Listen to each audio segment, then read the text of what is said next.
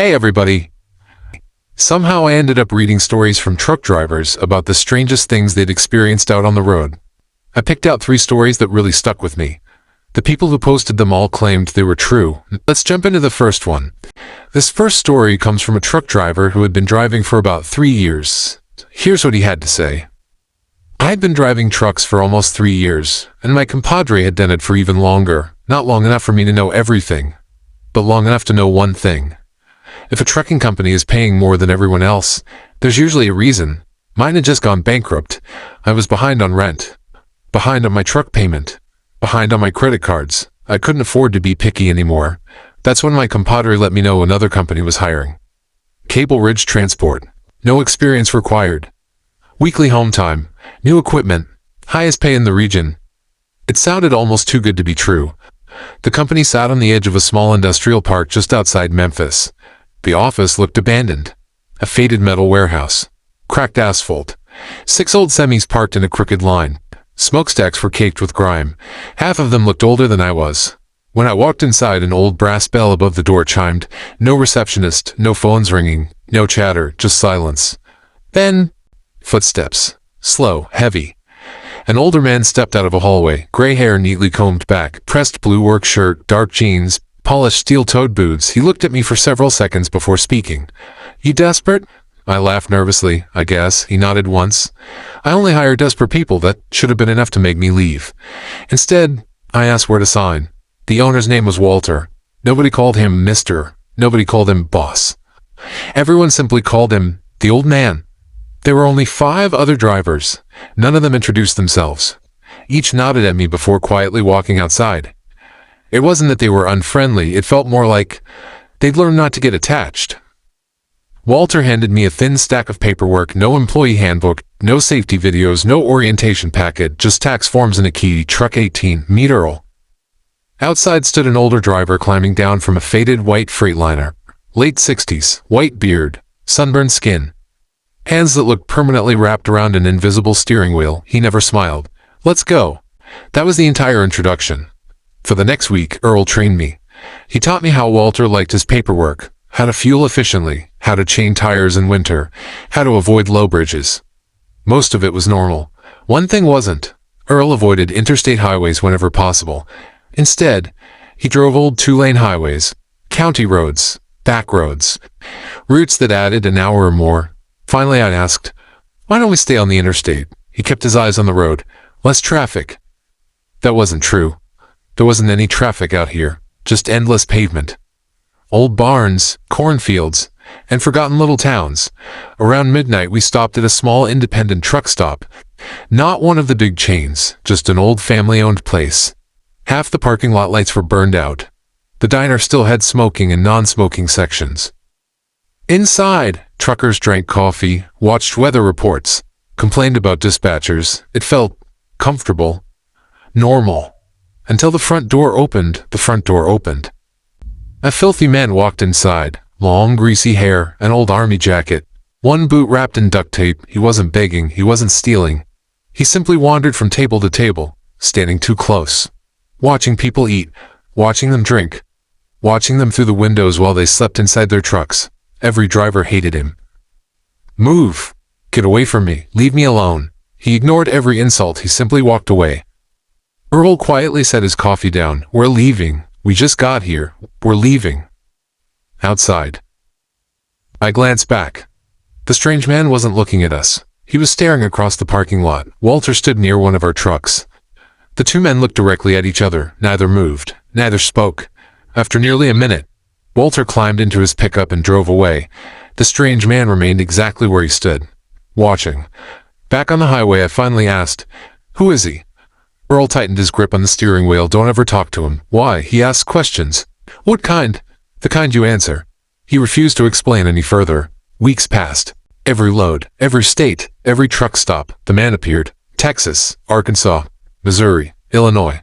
Didn't matter. He was always there, always wandering, always watching, always asking someone a question. Even stranger. Walter always seemed to know when he'd be there. Sometimes he'd call. Fuel somewhere else. Don't stop tonight. Keep driving. Never explaining why. Eventually, I stopped asking.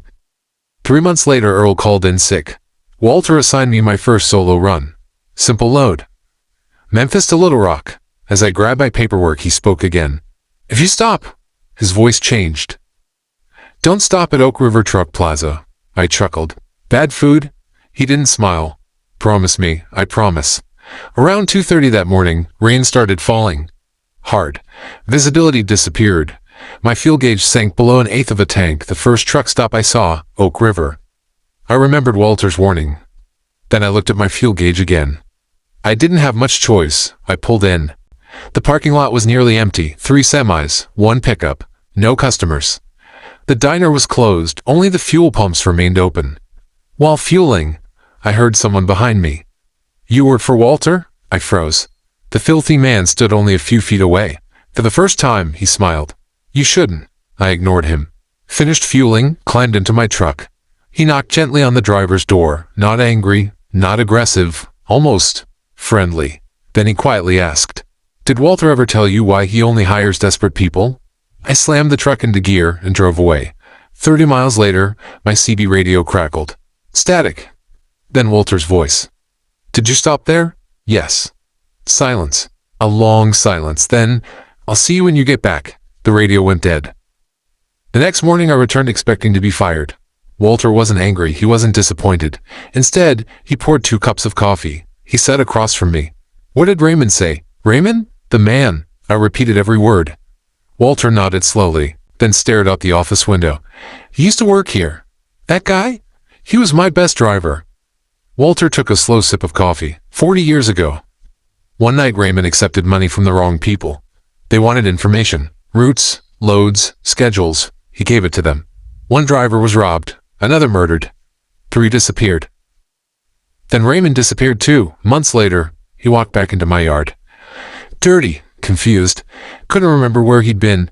He quit talking to everyone, except truck drivers. Now he wanders truck stops asking questions, trying to remember, trying to figure out who took him. I frowned. Why doesn't someone help him? Walter looked me directly in the eyes. Because every driver who helps him vanishes. He slid an old newspaper across the desk. Missing truck drivers. Different names. Different companies. Different states.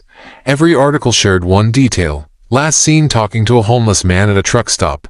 Walter stood and walked toward the window. I've spent 40 years making sure nobody answers his questions. I felt a chill run down my back. Who is taking them? Walter never answered. Instead, he quietly asked, You still want the job? Without thinking, I looked outside. Standing beside the chain-link fence across the highway was Raymond, watching the office. Watching me. Smiling. As if he already knew one day I'd become desperate enough to ask him the question Walter had spent 40 years trying to keep anyone from asking. I walked out that day and never looked back. The mystery to me was Walter and Raymond. I questioned what I had gotten myself into and what would have happened if I'd stayed. Something inside me said Walter had a whole lot more chapters in his book that he wasn't letting anyone read. And then there was Raymond. Was anything Walter said actually true? Had Raymond ever been questioned by the police? Or was Walter making the whole thing up? I got in my car and kept watching in my rearview mirror until the place disappeared over the hill.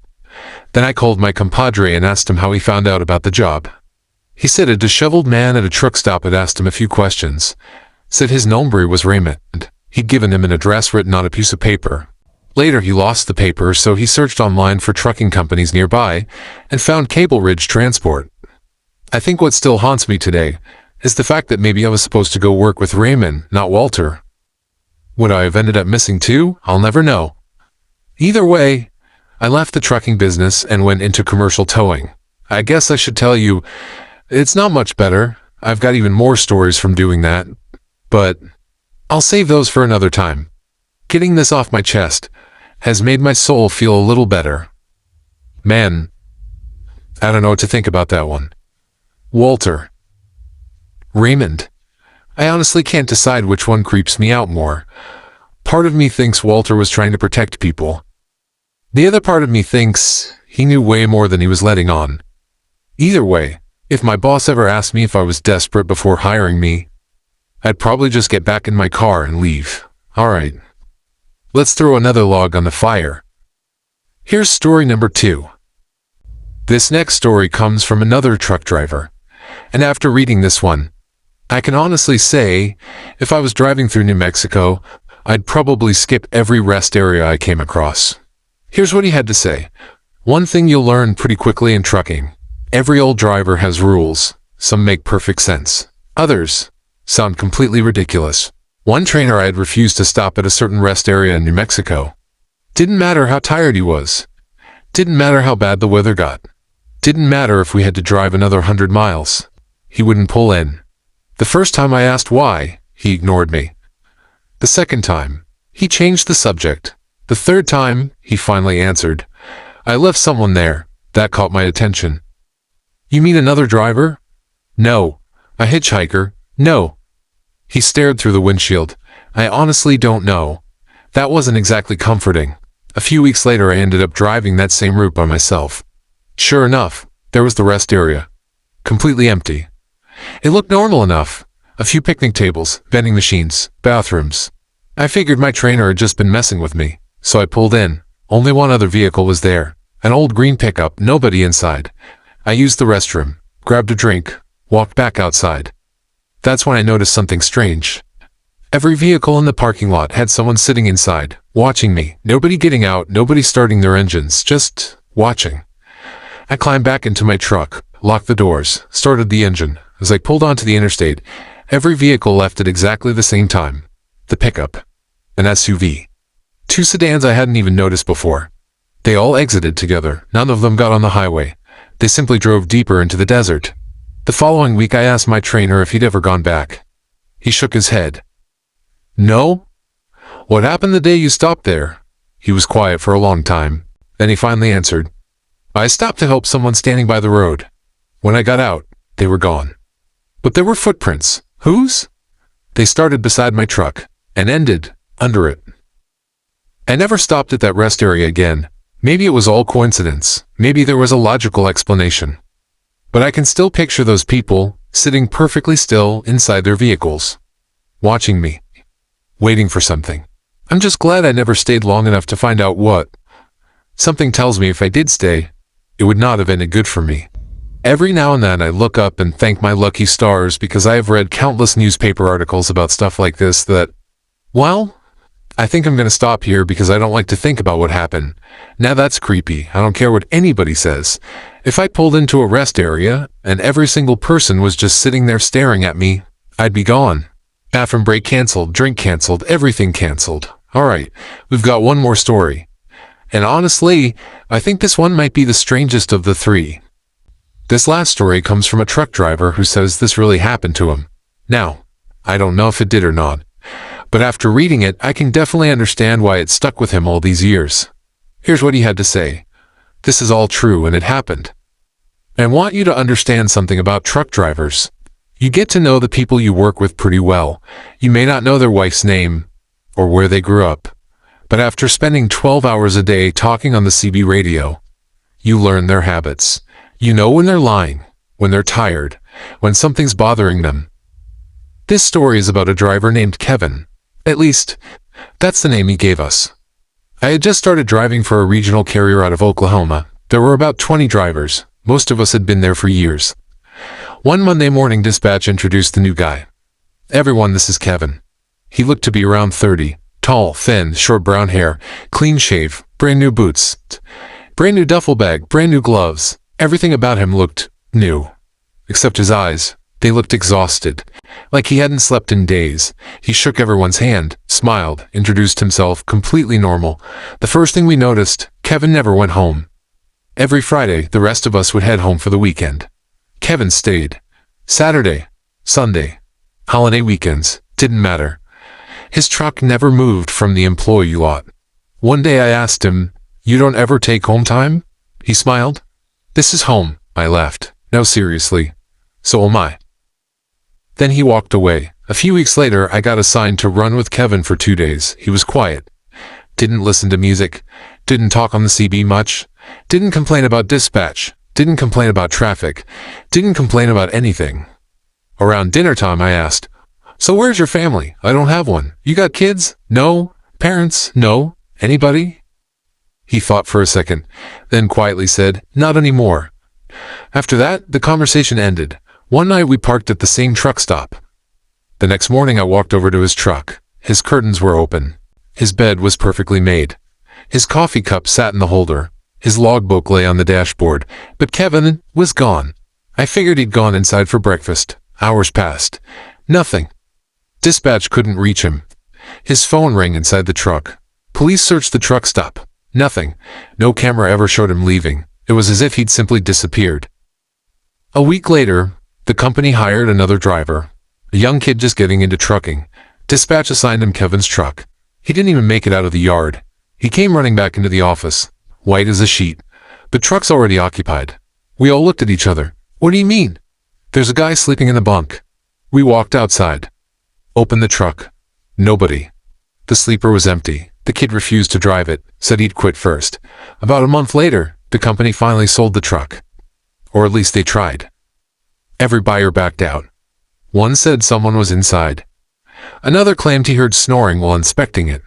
A mechanic refused to work on it after finding fresh muddy footprints inside the sleeper. The truck sat behind the shop for almost a year. Nobody touched it. Eventually, it disappeared. The owner told everyone he'd sold it to an auction. Maybe he did. Maybe he didn't. About 3 years after Kevin vanished, I stopped at a truck stop in Kansas. While waiting in line for coffee, I looked out the window. There he was. Standing beside a blue semi. Same boots, same jacket, same duffel bag. He looked exactly the same, not one day older. I hurried outside. Kevin, he turned, smiled, like he remembered me. I started walking toward him. Then another truck pulled between us. It couldn't have taken more than 2 seconds. When it passed, Kevin was gone. His truck, gone too. I asked another driver if he'd seen the blue truck leave. He looked confused. What blue truck? I pointed toward the empty parking spot. The one that was just right there. He shook his head. Buddy, that parking spot's been empty all morning. To this day, I still don't know who Kevin really was, or where he went. But every now and then, I'll stop at a truck stop, look across the parking lot, and for just a split second, I'll think I see him standing beside a blue semi, watching, waiting, like he's still trying to find his way home. I was told I have PTSD over this, but that is undiagnosed. I don't visit doctors. Either way, I'm here. I might be different now, but I'm still breathing. And I guess that's all that really matters. Man, I don't know about y'all, but I think that one bothered me the most. Not because it was the scariest, but because it almost felt believable. Like maybe there really was a guy named Kevin, and one day, he just wasn't there anymore. Who knows? Maybe every one of these stories is completely made up. Or maybe there's a little truth mixed into each one. Either way, I had a lot of fun reading them, and I hope y'all enjoyed listening to them. If you've got a creepy story you'd like me to read, leave it down in the comments. I read as many of them as I can, and who knows, your story might end up in the next video. If you enjoyed this one, I'd really appreciate it if you'd hit that like button and subscribe. It really helps the channel grow. Until next time, keep the fires burning. And as always, I'll tell the stories, if you'll stay scared.